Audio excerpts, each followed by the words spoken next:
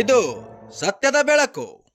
ವಿಜಯಪುರ ಜಿಲ್ಲೆಯ ತಾಳಿಕೋಟೆ ಪಟ್ಟಣದಲ್ಲಿ ಬಾಂಗ್ಲಾದೇಶದಲ್ಲಿ ಹಿಂದೂ ಸಮುದಾಯದ ಮೇಲೆ ನಡೆಯುತ್ತಿರುವ ನಿರಂತರ ಹಲ್ಲೆ, ಹಿಂಸಾಚಾರ ಮತ್ತು ಮಾನವ ಹಕ್ಕುಗಳ ಭೀಕರ ಉಲ್ಲಂಘನೆಗಳನ್ನು ತೀವ್ರವಾಗಿ ಖಂಡಿಸಿ ತಾಳಿಕೋಟೆಯ ಸಮಸ್ತ ಹಿಂದೂ ಸಂಘಟನೆಗಳ ವತಿಯಿಂದ ಬೃಹತ್ ಪ್ರತಿಭಟನೆಯನ್ನು ನಡೆಸಿ ಮಾನ್ಯ ತಹಶೀಲ್ದಾರ್ ಅವರ ಮೂಲಕ ಮಾನ್ಯ ಘನವೆತ್ತ ರಾಜ್ಯಪಾಲರು ಕರ್ನಾಟಕ ರಾಜ್ಯ ರಾಜಭವನ ಬೆಂಗಳೂರಿವರೆಗೆ ಮನವಿಯನ್ನ ಸಲ್ಲಿಸಲಾಯಿತು. ಪ್ರತಿಭಟನೆಯು ಪಟ್ಟಣದ ಅಂಬೇಡ್ಕರ್ ವೃತ್ತದಿಂದ ಪ್ರಾರಂಭವಾಗಿ ಬಸವೇಶ್ವರ ವೃತ್ತವನ್ನು ತಲುಪಿತು.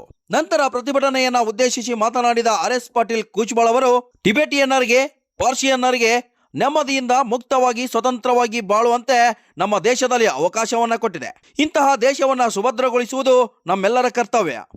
ಜಾತೀಯತೆ ನಮ್ಮ ದೇಶವನ್ನ ದುರ್ಬಲಗೊಳಿಸುತ್ತಿದೆ. ಹಿಂದೂ ಧರ್ಮದ ಸಹೋದರರು, ಬಂಧುಗಳು ದೇಶದ ಜಗತ್ತಿನಲ್ಲಿ ಯಾವುದೇ ಮೂಲೆಯಲ್ಲಿದ್ರೂ ಅವರಿಗೆ ರಕ್ಷಣೆ ಸಿಗುವಂತಾಗಬೇಕು ಮತ್ತು ತಕ್ಷಣವೇ ಅಂತವರ ಪರವಾಗಿ ನಿಲ್ಲಬೇಕು ಮತ್ತು ಇಂತಹ ಕ್ರೌರ್ಯವನ್ನು ತಡೆಯುವಂತಹ ಕೆಲಸವನ್ನ ಮಾಡಬೇಕು ಎಂದು ಭಾರತ ಸರ್ಕಾರವನ್ನು ಆಗ್ರಹಿಸಿದರು. ಚಬನೂರು ಮಠದ ಶ್ರೀ ರಾಮಲಿಂಗಯ್ಯ ಮಹಾಸ್ವಾಮಿಗಳು ಮಾತನಾಡಿ, ಈ ನಾಡನ್ನು ಸಾಧು ಸಂತರು ಆಳುತ್ತಾರೆ ಎಂದು ಕೊಡಕೆಲ್ಲ ಬಸವಣ್ಣನವರು ಹೇಳಿದ್ದಾರೆ. ಯಾರೂ ಭಯಪಡುವ ಅವಶ್ಯವಿಲ್ಲ. ಅದೇ ರೀತಿ ಯೋಗಿ ಆದಿತ್ಯನಾಥನಂತವರು ಈ ದೇಶವನ್ನು ಆಳುತ್ತಾರೆ. ನಮ್ಮ ಹಿಂದೂ ಧರ್ಮ ಯಾವತ್ತೂ ಉಳಿಯುತ್ತದೆ ಎಂದು ಹೇಳಿದರು. Vajraksha news report, Gururaj Badiger, Talikote. ಇಲ್ಲದೇ ಇರತಕ್ಕಂಥ ಒಂದು ದೇಶ ಬಾಂಗ್ಲಾದೇಶ. ಇವತ್ತು ಬಹಳಷ್ಟು ಜನ ವಿಶ್ಲೇಷಕರಿಂದ ನಾವು ಕೇಳ್ತಾ ಇದ್ದೀವಿ, ಏನಂದ್ರೆ ಇವರು ಮೂಲ ಉದ್ದೇಶ ಸಂಪೂರ್ಣಲ್ಲಿರ್ತಕ್ಕಂಥವ್ರನ್ನ ಮತಾಂತರ ಮಾಡಬೇಕು, ಭಾರತವನ್ನ ಅಭದ್ರಗೊಳಿಸಬೇಕು ಟಾರ್ಗೆಟ್. ನಾನು ಈ ಮತಾಂಧ ಶಕ್ತಿಗಳಿಗೆ ಹೇಳಿಕ್ ಬಯಸ್ತೇನೆ, ಒಂದು ಸ್ವಲ್ಪ ಇತಿಹಾಸಕ್ಕೆ ಹೋದ್ರೆ ಒಂದು ಕಾಲಘಟ್ಟದಲ್ಲಿ ಗ್ರೀಕರು ಜಗತ್ತನ್ನು ಆಳ್ಬೇಕಂತ ಹೋದ್ರು. ಒಂದು ಜಗತ್ತಿನಲ್ಲಿ ಗ್ರೀಕರು ಎಲ್ಲೂ ಇಲ್ಲ. ಭಾರತದ ಮೇಲೆ ಅದೆಷ್ಟೋ ಜನ ಆಳ್ವಿಕೆ ಮಾಡ್ಲಿಕ್ಕೆ ಬಂದರು. ಪೂರ್ಣರು, ಕುಶಾಲರು, ಡಚ್ಚರು, ಪೋರ್ಚುಗೀಸರು, ಮೊಘಲರು, ಬ್ರಿಟಿಷರು ಅನೇಕ ಜನ ಬಂದು ನಮ್ಮನ್ನ ಆಳ್ವಿಕೆ ಮಾಡಿದರು. ಕೆಲವು ಸಂದರ್ಭದಲ್ಲಿ, ಕೆಲವು ಸಮಯದಲ್ಲಿ ನಾವು ಸೋತಿರಬಹುದು. ಅದರ ನಿರಂತರವಾದಂತಹ ಹೋರಾಟದಿಂದ ಈ ದೇಶವನ್ನು ಉಳಿಸಿಕೊಂಡಿದ್ದೇವೆ, ಈ ದೇಶವನ್ನು ಭದ್ರವಾಗಿ ನಾವು ಕಟ್ಟಿದ್ದೇವೆ.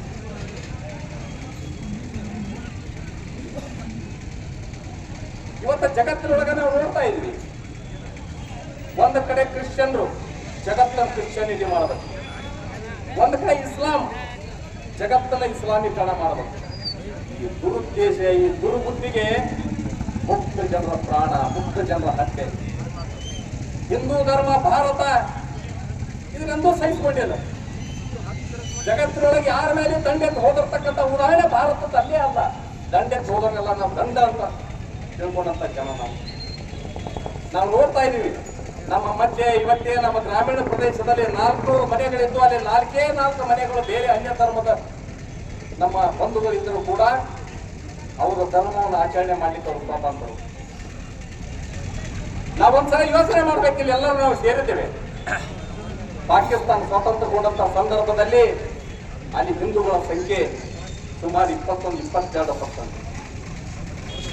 ಸ್ವಾತಂತ್ರ್ಯ ಬಂದ 75 ವರ್ಷದಲ್ಲಿ ಅತ್ಯಂತ ಶೋಚನೀಯ ಸ್ಥಿತಿಯೊಳಗಲ್ಲಿ ಬಂದು ನಿಂತದ ಕೇವಲ 1-2% ಇವತ್ತು ಹಿಂದೂ ಸಮಾಜ. ಅವರೆಲ್ಲ ಎಲ್ಲೂ ಒಂದು ಮತಾಂತರ ಆಗಿರ್ಬೇಕು, ಕೆಲವರೆಲ್ಲ ಹತ್ಯೆ ಆಗಿರ್ಬೇಕು. ಅದೇ ರೀತಿ ಇವತ್ತು ಬಾಂಗ್ಲಾದೇಶದಲ್ಲಿ 28% ಇರ್ತಕ್ಕಂಥ ಹಿಂದೂ ಸಮಾಜ ಇವತ್ತು ಕೇವಲ 6-7% ಬಂದಿರ್ತದೆ. ಆದ್ರೆ ಭಾರತ ಎಂತ ಉದಾತ್ತ ಚಿಂತನೆಗಳಲ್ಲಿ ಇಟ್ಕೊಂಡಿರ್ತಕ್ಕಂಥ ಒಂದು ಪವಿತ್ರ ದೇಶ. ಭಾರತದೊಳಗೆ ಸ್ವತಂತ್ರಗೊಂಡಂತ ಸಂದರ್ಭದಲ್ಲಿ ಇಲ್ಲಿ ಅಲ್ಪಸಂಖ್ಯಾತರು ಕೇವಲ 9-10% ಇರ್ತಕ್ಕಂಥ ಅಲ್ಪಸಂಖ್ಯಾತ ಸಮುದಾಯ ಇವತ್ತು ಹೊಸ ಸೆನ್ಸಸ್ ಪ್ರಕಾರ 16-17% ಇವತ್ತು ಇಲ್ಲಿ ಜನಸಂಖ್ಯೆ ಆಗಿರ್ತಕ್ಕಂಥ. ಯಾಕೆ? ನಾವು ಚೆನ್ನಾಗಿರ್ಬೇಕು, ನೀವು ಚೆನ್ನಾಗಿರ್ಬೇಕಂತ ಭಾವಿಸಿಕೊಂಡಿರ್ತಕ್ಕಂಥ ಏಕೈಕ ಧರ್ಮ ಅದು ಹಿಂದೂ. ಜಗತ್ತಿನೊಳಗೆ ಹಿಂದೂ ಧರ್ಮ ಇಲ್ಲ ಅಂದ್ರೆ ಜಗತ್ತಿನೊಳಗೆ ಶಾಂತಿ ಇಲ್ಲ. ಜಗತ್ತಿಗೆ ಶಾಂತಿ ಬೇಕಾಗಿತ್ತು ಅನ್ನೋದು ಹಿಂದೂ ಧರ್ಮ ಇರಬೇಕು. ಹಿಂದೂ ಧರ್ಮ ಅಂತ ಉದಾತ್ತ ಚಿಂತನೆ ಒಳಗೆ ಬೆಳೆದಿರ್ತಕ್ಕಂಥ ಈ ಶ್ರೇಷ್ಠ ಧರ್ಮ ಅದು. ಭಾರತದೊಳಗ ಜಗತ್ತಿನೊಳಗೆ ಯಾರ್ಯಾರು ಇವತ್ತು ಇದಕ್ಕೆ ತರ ಆಗಿಸುತ್ತೆ. ಭಾರತದೊಳಗೆ ಅದೆಷ್ಟೋ ಜಾತಿ ಐತೆ, ಅದೆಷ್ಟೋ ಧರ್ಮಗಳು ಇದ್ದಾಗೂ ಕೂಡ ಕೂಡಿ ಬರ್ತಕ್ಕಂಥ ಔದಾರ್ಯವನ್ನು ಮೆರೆದಿರ್ತಕ್ಕಂಥ ಈ ರಾಷ್ಟ್ರ ಎಂತ ಶ್ರೇಷ್ಠ ಧರ್ಮ, ಸನಾತನ ಧರ್ಮ ಅಂತ ಹೇಳ್ತೀವಿ. ಸಾವಿರಾರು ವರ್ಷ ಇತಿಹಾಸ ಇರ್ತಕ್ಕಂಥ ಈ ದೇಶ ಇವತ್ತು ಅತ್ಯಂತ ಸಣ್ಣ ಸಣ್ಣ ಸಮುದಾಯಗಳನ್ನ ಯಾರು ಇವತ್ತ ಪಾರ್ಸಿಗಳು ನಮ್ಮ ದೇಶಕ್ಕೆ ಬಂದಂತ ಸಂದರ್ಭದಲ್ಲಿ ಅವ್ರಿಗೆ ಆಶ್ರಯ ಕೊಟ್ಟಿವಿ.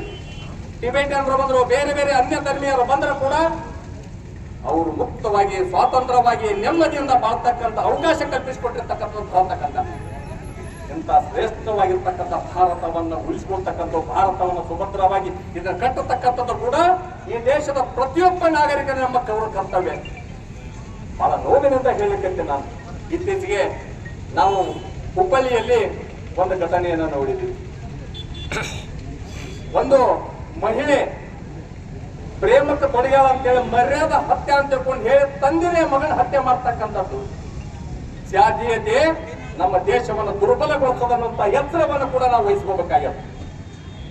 ನಾವು ಉಗ್ರವಾಗಿ ತೀವ್ರವಾಗಿ ಇಂಥ ಘಟನೆಗಳನ್ನ ಖಂಡಿಸಬೇಕಾಗ್ಯದ. ನಾವು ಜಾತಿ ಮಾಡ್ಕೊಂತ ನಾವು ಇಲ್ಲೇ ಕುಂತಿರ್ತೀವಿ, ಆದ್ರ ಭಾರತವನ್ನ ಭದ್ರವಾಗಿ ನಾವು ಕಟ್ಲಿಕ್ಕೆ ಆಗುವುದಿಲ್ಲ, ಸುಭದ್ರವಾಗಿ ಉಳಿಸ್ಕೊಳ್ಳಿಕ್ ಸಾಧ್ಯ ಇಲ್ಲ. ಜಗತ್ತಿನ ಅನೇಕ ಷಡ್ಯಂತ್ರಗಳು, ಅನೇಕ ಶಕ್ತಿಗಳು ಈ ದೇಶವನ್ನು ಅಭದ್ರಗೊಳಿಸಬೇಕಂತಾಗಿದೆ. ಯಾಕೆ ಜಗತ್ತಿನೊಳಗೆ ಭಾರತ ಇವತ್ತು ಆರ್ಥಿಕವಾಗಿ ಪ್ರಗತಿ ಸಾಧಿಸಲಿಕ್ಕೆ ಈ ಏಳಿಗೆಯನ್ನ ಸಹಿಸಿಕೊಳ್ತಕ್ಕಂತ ಜನ ಬೇರೆ ದೇಶಗಳಿಗೆ ಇಲ್ಲ. ಅದರ ಪರಿಣಾಮ ಇವತ್ತು ನಮ್ಮ ಸುತ್ತಮುತ್ತಗಳನ್ನು ನಾವು ನೋಡ್ತಾ ಇದೀವಿ, ಏನಾಗ್ತಾ ಇದೆ ಅಂತ ಹೇಳಿ. ಎಲ್ಲೇ ಅಪರಾಧಗಳಲ್ಲಿ, ಎಲ್ಲೇ ಹತ್ಯೆಗಳಲ್ಲಿ, ಅದು ಪ್ಯಾಲೆಸ್ತೇನ್ ಇರ್ಬೋದು, ಮತ್ತೊಂದ್ ಕಡೆ ಇರ್ಬೋದು, ಬಾಂಗ್ಲಾದೇಶ ಇರ್ಬೋದು, ಹತ್ಯೆ ಮಾಡಿದ್ದನ್ನ ಭಾರತ ಎಂದೂ ಅದನ್ನ ಸಮರ್ಥನೆ ಮಾಡ್ಕೊಂಡಿಲ್ಲ. ಹಿಂದೂ ಧರ್ಮ ಎಲ್ಲೂ ಅದನ್ನ ಸಮರ್ಥನೆ ಮಾಡ್ಕೊಂಡಿಲ್ಲ. ಎಲ್ಲೇ ತಪ್ಪಾದ್ರೂ ತಪ್ಪೇ, ಎಲ್ಲೇ ಅಪರಾಧ ಆದ್ರೂ ಅದು ತಪ್ಪೇ. ಮನುಕುಲ ಉಳಿಬೇಕು, ಮನುಕುಲ ಉಳಿಬೇಕು, ಮಾನವೀಯ ಧರ್ಮ ಉಳಿಬೇಕು, ಮಾನವೀಯ ಮೌಲ್ಯಗಳು ಉಳಿಬೇಕು. ಅಂದಾಗ ಮಾತ್ರ ಜಗತ್ತೊಳಗೆ ಶಾಂತಿ ಸ್ಥಾಪನೆ ಮಾಡ್ಲಿಕ್ಕೆ ಸಾಧ್ಯ. ದಲಿತ ಯುವಕನನ್ನ ಹಿಡಿದು ನೇಣು ಹಾಕಿ ಬೆಂಕಿ ಹಚ್ಚಿ ಆತನ ಸುಡುವಂತ ಪೈಶಾಚಿಕ ಕೃತಿಯನ್ನ ಜಗತ್ತಿವತ್ತು ನೋಡಿದೆ. ಅದಾದ ನಂತರ ಬಾಂಗ್ಲಾದೇಶದಲ್ಲಿ ನಿರಂತರವಾಗಿ ಅಲ್ಪಸಂಖ್ಯಾತ ಹಿಂದೂಗಳ ಮನೆ ಮೇಲೆ ಬೆಂಕಿ ಹಚ್ಚತಕ್ಕಂಥ ಕ್ರೌರ್ಯ, ಅದಾದ ಮೇಲೆ ಮತ್ತೆ ಬೇರೆ ಬೇರೆ ಯುವಕರನ್ನು ಕೂಡ ಹತ್ಯೆ ಮಾಡತಕ್ಕಂಥ ಕ್ರೌರ್ಯನ್ನ ಕೂಡ ಜಗತ್ತು ನೋಡ್ತಾ ಇದೆ. ಇವರಿಗೆ ಟಾರ್ಗೆಟ್ ಹಿಂದೂ ಸಮಾಜ. ಯಾವ ದೇಶ ಪಾಕಿಸ್ತಾನದ ಹಿಂಸೆಗಳಿಗೆ ತುತ್ತಾಗಿ ತತ್ತರಿಸಿ ಹೋಗಿತ್ತು, ಆ ದೇಶವನ್ನ ಸ್ವತಂತ್ರಗೊಳಿಸಲಿಕ್ಕಾಗಿ ಭಾರತದ ಸೈನ್ಯ ನುಗ್ಗಿತ್ತು. ಅದೆಷ್ಟೋ ಜನ ನಮ್ಮ ಸೈನ್ಯದಲ್ಲಿ ಇರ್ತಕ್ಕಂಥ ನಮ್ಮ ಯೋಧರನ್ನ ಕಳ್ಕೊಂಡಿವಿ. ನಮ್ಮ ದೇಶದ ನಾಗರಿಕರ ಕಟ್ಟಿರ್ತಕ್ಕಂಥ ತೆರಿಗೆ ಹಣವನ್ನು ಕೂಡ ಬಾಂಗ್ಲಾದೇಶಕ್ಕೂ ಬೇಯಿಸಿದೆ. ಮಾಡಕತ್ತೀವಿ ಅಂತ ಕೇಳಿದ್ರೆ ಹಿಂದೂ ಜಾಗರಣೆ ಸಲುವಾಗಿ, ಹಿಂದೂಗಳು ಜಾಗೃತರಾಗುವ ಸಲುವಾಗಿ ಈ ಕಾರ್ಯಕ್ರಮವನ್ನ ನಮ್ಮ ಕುಟುಂಬ ಗೌಡರು ಹಮ್ಮಿಕೊಂಡಿದ್ದಾರೆ. ಅಷ್ಟೇ ಅಲ್ಲ, ಅದು ಸಾಥ್ ನೀಡಿದಂಥ ಎಲ್ಲ ಪತ್ರಿಕಾ ಮಾಧ್ಯಮದವರು, ಆಮೇಲೆ ಈ ಭಾಗದಲ್ಲಿರ್ತಕ್ಕಂಥ ಹಿಂದೂ ಬಾಂಧವರು ಈ ಕಾರ್ಯಕ್ರಮದಲ್ಲಿ ಪಾಲ್ಗೊಂಡು ಯಶಸ್ವಿಯನ್ನಾಗಿ ನೀವೆಲ್ಲರೂ ಮಾಡಿದ್ದಕ್ಕಾಗಿ ನಿಮ್ಮೆಲ್ಲರಿಗೂ ಒಂದು ಧನ್ಯವಾದ ನಾವು ಸ್ವಾಮಿಗಳಾಗಿ ತಿಳಿಸಬೇಕಾಗಿದೆ. ಯಾಕಂತ ಕೇಳಿದ್ರೆ ಇವತ್ತಿನ ಒಂದು ಕಾಲಘಟ್ಟದಲ್ಲಿ ನಮ್ಮ ಹಿಂದೂಗಳಿಗೆ ನಾವು ಎಬ್ಬಿಸಲಿಕ್ಕೆ ಸ್ವಾಮಿಗಳಿಗೆ ಬೇಕಾಗ್ಯದು, ಸ್ವಾಮಿಗಳ ಪ್ರಯತ್ನ ಮಾಡಬೇಕಾಗಿದೆ. ಯಾಕಂತ ಕೇಳಿದ್ರೆ ಸ್ವಾಮಿ ವಿವೇಕಾನಂದರು ಹಿಂದೆ ಹೇಳಿದರು, ಹಿಂದೂಗಳೇ ಏಳಿ ಎದ್ದೇಳಿ ಅಂತ. ನಮ್ಮ ಜನ ಕಾದ ತೆವಿ ಇದ್ದಂಗ, ಕಾದ ತೆವಿ ಮ್ಯಾಗ ಒಂದು ಹನಿ ನೀರು ಸಿಡಿಸಿದ್ರೆ ಹೆಂಗ್ ಮಾಡ್ತದ, ಚುರ್ರ ಅಂತದ, ಮತ್ತ ಒಂದು 5 ನಿಮಿಷ ಮತ್ತು ಮಲ. ಹಿಂದೂ ಸಂಘಟನೆಯ ಕಾರ್ಯಕರ್ತರಿಗೆ ಶರಣಾರ್ಥಿ. ಈ ಕಾರ್ಯಕ್ರಮಕ್ಕೆ ನಮ್ಮ ಹಿಂದೂ ಸಂಘಟನೆಗೆ ಬೆಂಬಲವಾಗಿ ನಿಂತ ಎಲ್ಲ ಪೂಜ್ಯರಿಗೆ ನಮಸ್ಕರಿಸಿ, ನಮ್ಮ RS ಕೂಸುವಾಳ ಗೌಡ ನೇತೃತ್ವದಲ್ಲಿ ನಡೆದಂತಹ ಕಾರ್ಯಕ್ರಮ ಹಿಂದೂ ಸಂಘಟನೆ ಎಲ್ಲರಿಗೂ ಶರಣಾರ್ಥಿ. ನಮ್ಮ ಹಿಂದೂಗಳ ಮೇಲೆ ದೌರ್ಜನ್ಯ ನಡೆಯುವುದಿಲ್ಲ. ಇವತ್ತಿನ ನಾಳೆ ಕೊಡೆಕಲ್ ಬಸವಣ್ಣ ಮಾತು ಇಲ್ಲ. ಈ ನಾಡು ಸಾಧು ಸಂತರ ಆಳ್ತಾರ, ಒಳ್ಳೆ ಧರ್ಮವಂತರ ಬರ್ತಾರ ಕೇಳಿದ ಯಾರು ಭಯಪಡೋ ಅವಶ್ಯ ಇಲ್ಲ. ಆ ಕೆಲವೊಂದು ಕಾಲ ನಡೀತದ ಅಷ್ಟೇ, ಒಂದಿಲ್ಲ ಒಂದು ಸನಾತನ ಧರ್ಮ ಉಳ್ಕೊಂಡ್ ಬಂದಲ್ಲ. ಹಂಗ ಗುರುಜಿಯರ್ ಬಾಬಾ ಏನದ ನಮಗ ಯೋಗಿ ಆದಿನಾಥ ಅಂತ ಮಹಾತ್ಮರು ಮತ್ತೆ ದೇಶ ಆಳಕ ಬರ್ತಾರ. ಬಸವಣ್ಣ ಹೇಳಿದಾಗ ಹಿಂದೂ ಧರ್ಮ ಎಂದೂ ನಮ್ಗೆ ನಾಶ ಆಗಲ್ಲ. ಈ ಧರ್ಮ RS ಕೂತ್ಕೊಂಡು ಹೇಳಿದಾಗ ಈ ಧರ್ಮ ಎಂದೂ ಒಳ್ಳೆ ಉಳಿತದ. ಆ ಧರ್ಮ ಎಂದು ಶಾಂತಿ ಅಂತ ಕಾಪಾಡ್ಕೊಂತ ಬಂದಿವಿ. ಆ ಧರ್ಮ ಉಳಿತದ. ಈ ದೌರ್ಜನ್ಯ ಮಾಡಿದಂತ ಏನದಲ್ಲ ಅವ್ರಿಗೆ ನಾವು ಶಾಂತಿ ಅಂತ ತಾಳ್ಕೊತ ಹೊಂಟೇವ ಅಂದ್ರೆ ನಾವು ಯಾವಾಗಲೂ ಇದ್ದೇ ಕುಂದಿರ್ಬೇಕಾಗ್ತದೆ.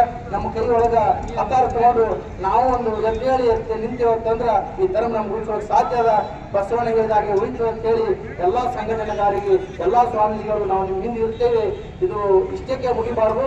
ನಮಗೆ ಏನಾದ್ರೂ ರಕ್ಷಣೆ ಸಿಗಲಿಲ್ಲ ಅಂದ್ರೆ ನಾವು ಬೆಂಗಳೂರು ದೇವಿ ಮಠವನ್ನು ನಾವು ಬರ್ಲಕ್ಕ ಸಿದ್ಧರಾಗಿದ್ದೇವೆ ಅಂತ ಹೇಳಿ ಎಲ್ಲಾ ಸಂಘಟನೆಗಾರಿಗೆ ಒಳ್ಳೆಯದಾಗಲಿಕ್ಕೆ ಹಾರೈಸಿ ಸತ್ಯ ಹತ್ಯೆ ಮಾಡ್ತಕ್ಕಂಥದ್ದು ಕ್ರೌರ್ಯನ್ನ ನಾವು ನೋಡ್ತಾ ಇದ್ವಿ. ಆದ್ರೆ ಭಾರತದೊಳಗೆ ಎಂದೂ ಹಂತದಲ್ಲಿ ನಡೆಯಲಿಲ್ಲ. ಹಿಂದೂ ಸಮಾಜ ಈ ಒಂದು ಶ್ರೇಷ್ಠತೆ, ಈ ಉದಾತ್ತ ಚಿಂತನೆ ಒಳಗೆ ಬೆಳ್ಕೊಂಡ್ಬಂದಿರ್ತಕ್ಕಂಥ ಸಂಪ್ರದಾಯದೊಳಗೆ ನಾವಿದ್ದಂಥವ್ರು.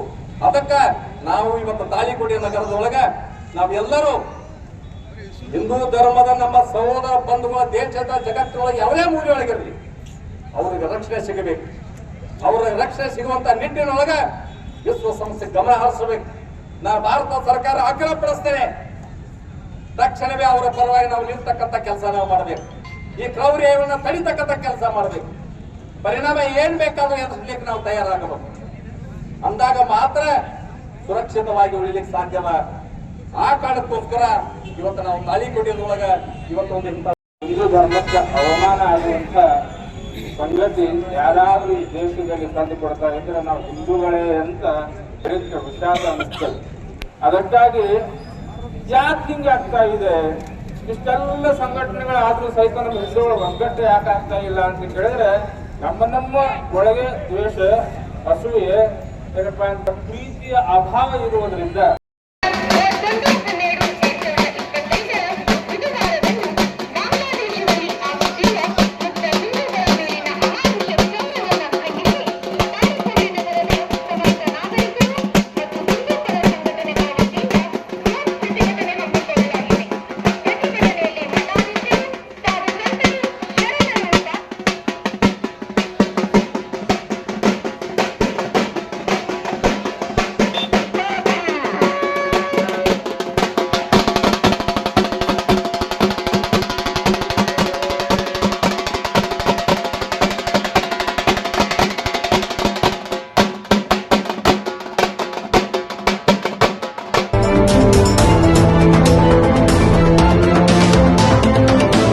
ವಜ್ರಾಕ್ಷ ನ್ಯೂಸ್, ಇದು ಸತ್ಯದ ಬೆಳಕು.